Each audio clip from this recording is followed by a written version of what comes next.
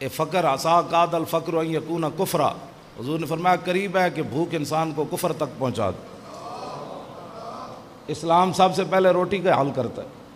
हाँ जी, मैंने जो रसूलुल्लाह के पास वो फूद आते थे ना, मैंने पढ़ा है जो भी वफ्द हुजूर के पास आता, हुजूर बाद में मिलने के बाद सबसे पहले हुजूर पूछते कि रोटी खाई है,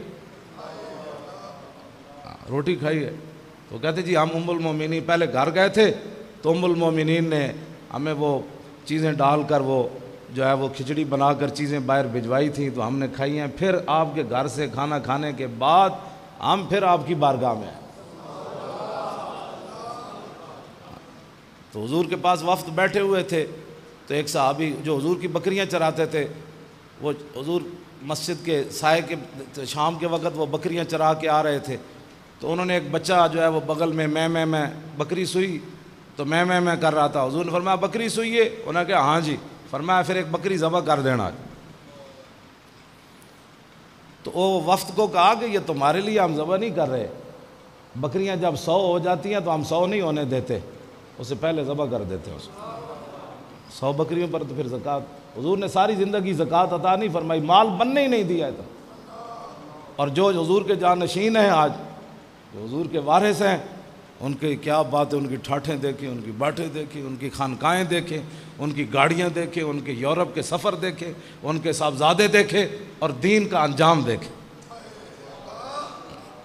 हाँ जी, उनके साहबजादों की गाड़ियाँ देखें, उनकी हटो बचो देखो, साहबजादा इंज निकल रहा तो पीर के में निकलता होना। और दीन का अशर देखो कि मस्जिदों के स्पीकर भी न बच सकते।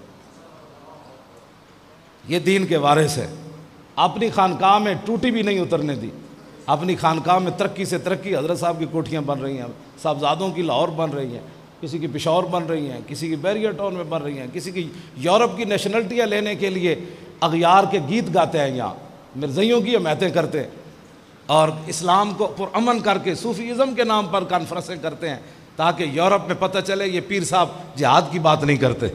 हाँ, ये मोहम्मद अरबी का वो पहलू बिल्कुल छोड़ दिया, कहा कि हम बिल्कुल सियासी नहीं है, क्योंकि सियासत जब आएगी तो मोहम्मद अरबी का दीन तख्त पर आ जाएगा।